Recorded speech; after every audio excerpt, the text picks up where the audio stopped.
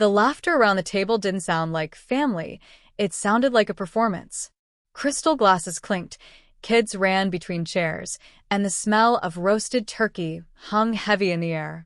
I sat quietly, watching my reflection in the wine glass, steady, polished, unreadable. Then Dad stood up. His voice cut through the chatter like a slap. "Madison, it's time you do something right for once. Your sister's family needs space. Give them your house." The words hit harder than I expected. My house. The one I built brick by brick, mortgage by mortgage after everyone told me I'd fail on my own. I looked up slowly. Across the table, my sister, Rachel, gave a sheepish smile, pretending to be surprised. Her husband shifted awkwardly beside her, but no one said a thing. Mom lowered her eyes. The silence told me everything. This was planned. I smoothed the sleeve of my silk blouse, letting the gesture hide the tremor in my hand. The fabric felt cool, grounding. Outside the window, the winter sky pressed against the glass, pale and heavy. My phone buzzed once, an email notification I didn't check. All I could think was, they still see me as the same girl who left with nothing. But they didn't know. They didn't know who I became. I lifted my glass, my smile calm but razor-edged. "Sure, Dad," I said softly. "If you really think she deserves it, maybe it's time I finally show you what I actually own." The table went silent. And for the first time, I didn't feel small. I wasn't always this composed. There was a time I still believed love had to be earned, that if I worked harder, smiled wider, they'd finally see me. Growing up, Rachel was the golden daughter. The one with the perfect grades, perfect hair, perfect fiancé by 23. Dad used to call her his lucky charm. Me? I was the independent one. It sounded flattering, but it really meant the one who doesn't need help. When I graduated, I asked Dad for a small loan to help me get my first apartment. He didn't even look up from his newspaper. "Madison, you don't need a place of your own. You're single. Rachel and her husband are starting a family. They need stability." The words carved something deep inside me. I remember standing there, holding a folder full of job offers, realizing my family never saw me as someone to invest in, only someone to use when it was convenient. That night, I packed a single suitcase. Mom stood in the doorway, pretending to straighten the curtains so she wouldn't have to watch me go. "You know how your father is," she murmured. "He just worries about you." I almost laughed. Worry wasn't what I wanted. I wanted belief. Before I left, Grandma stopped me at the porch. She was the only one who ever really looked me in the eye. She pressed something small into my hand, an old, tarnished keychain with a faded quote etched into the metal. "If they won't open the door, build your own." I didn't understand how much that sentence would mean until years later. I stepped into the cold night, that keychain warm in my palm, and promised myself I'd never beg for space again. I'd earn it. Every square foot. Every piece of peace. As the bus pulled away from my hometown, the lights blurred behind me. Not just from distance, but from the tears I refused to let fall. I didn't know then that leaving wasn't the hardest part. It was learning to believe that I deserved better than the love I grew up with. I arrived in the city with nothing but that keychain and a suitcase full of ambition.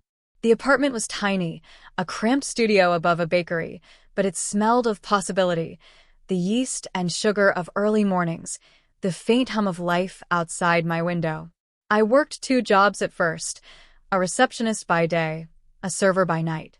Every tip, every paycheck, I tucked into a notebook labeled Madison Hale, Future. It wasn't easy.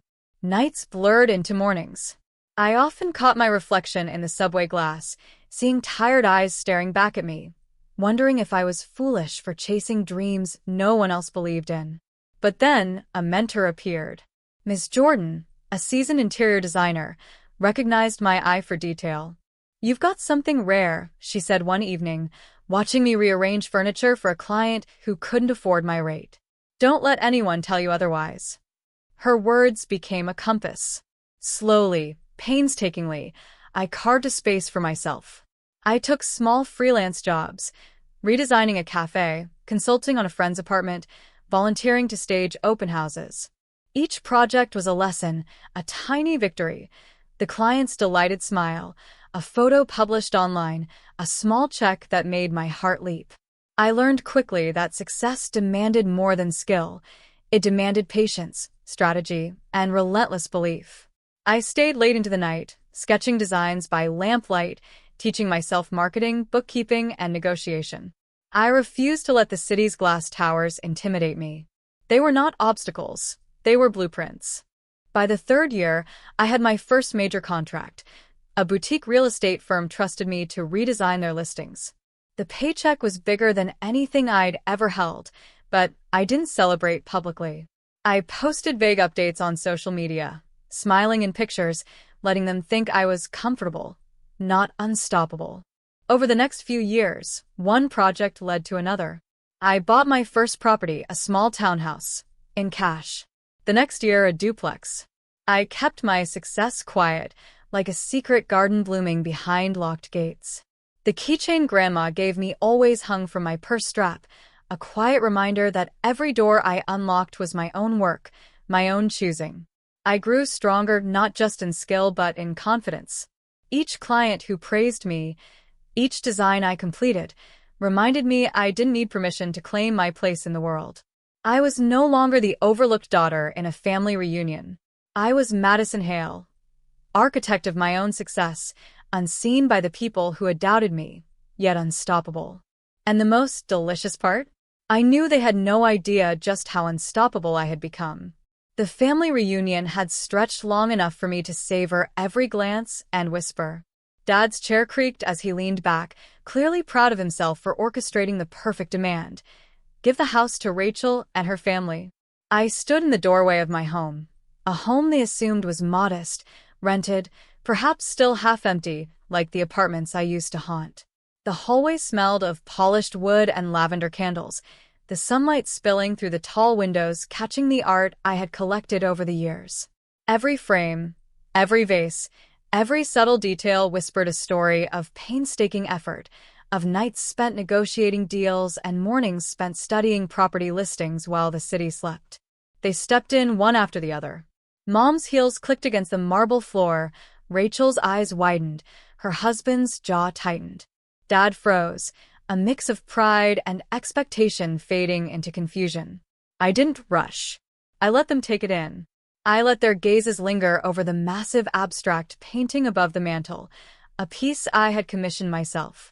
Over the minimalist shelves holding first edition books, awards for design and entrepreneurship.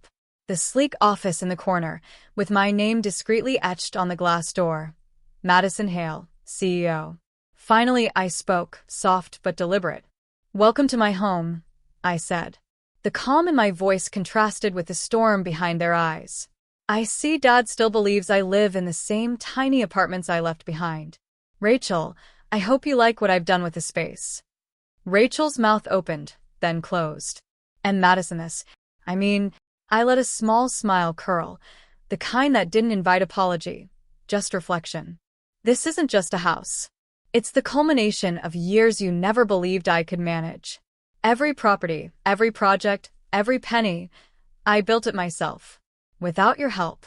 Without permission. Mom's hands trembled, clutching her purse like a lifeline. We didn't know." Dad's face shifted through disbelief, guilt, and the faintest glimmer of pride, though it was tempered by his own stubbornness. "All of this is yours?" I walked past them slowly, letting the soft click of my heels punctuate each word. "Every inch. And yes, Dad, it's mine. The townhouse, the duplex, the office, all mine. You wanted to give it to Rachel? Too late. I built my doors.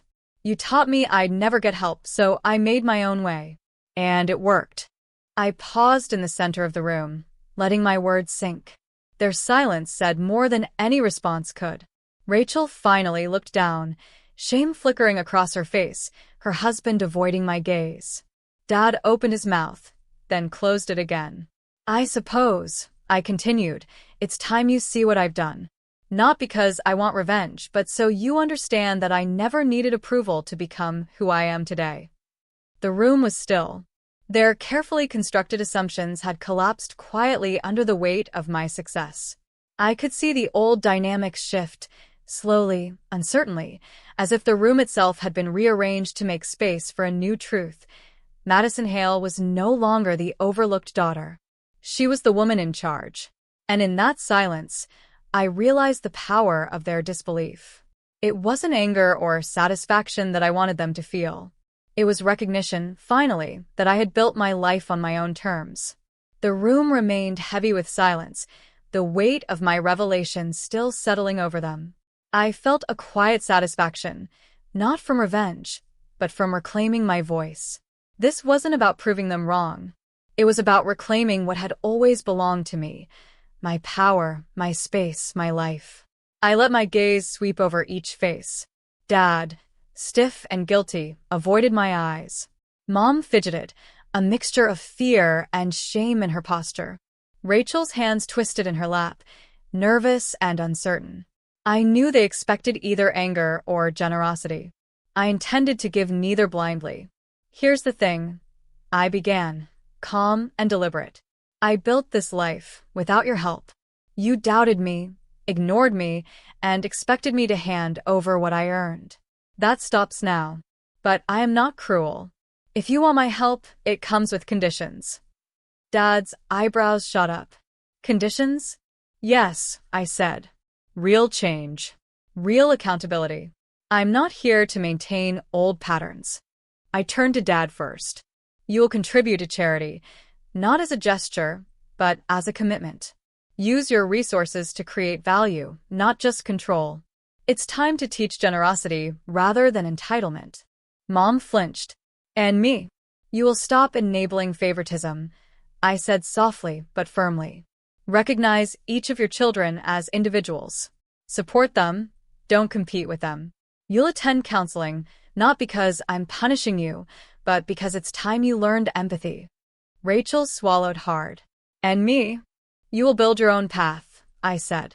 Get a career, start a project, do something that requires effort. Stop expecting doors to open simply because of your birthright. Your family needs your contribution, not your inheritance. I paused, letting each condition land. This wasn't about humiliation, it was about growth.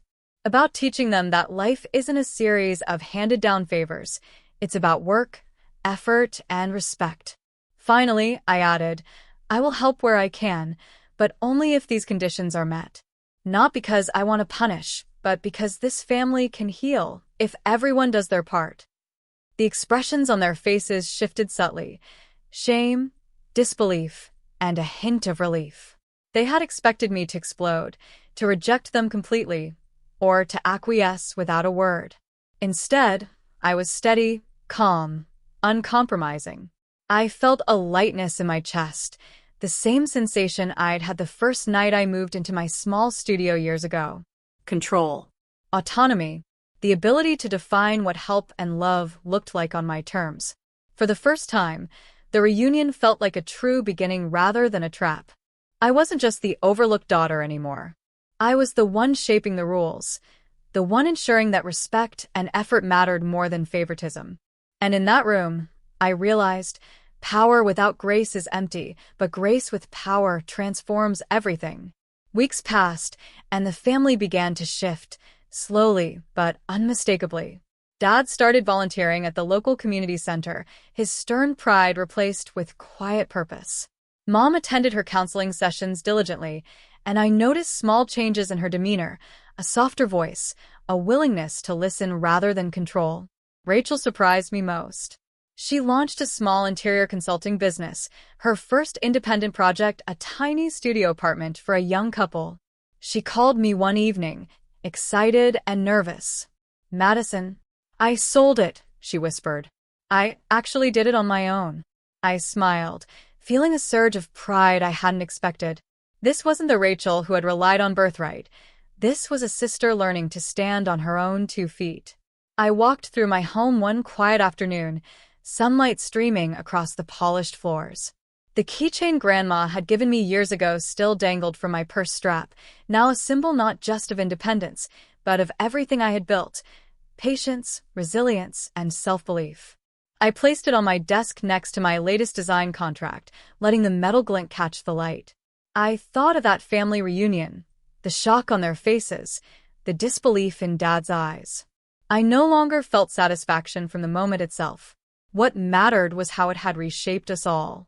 I had demanded accountability, yes, but I had also opened a space for growth for them and for me. Sitting by the window with a cup of coffee, I watched the city pulse below. The skyline was the same, yet everything had changed. I had grown, carved my place, and created boundaries that no one could cross without earning respect. The house, the office, the properties, they were milestones, yes, but the real achievement was reclaiming myself. I picked up the keychain, turning it in my hand one last time. The engraved words were worn but sharp. If they won't open the door, build your own. I had built not only doors, but windows, staircases, and hallways, entire paths I could walk with my head held high.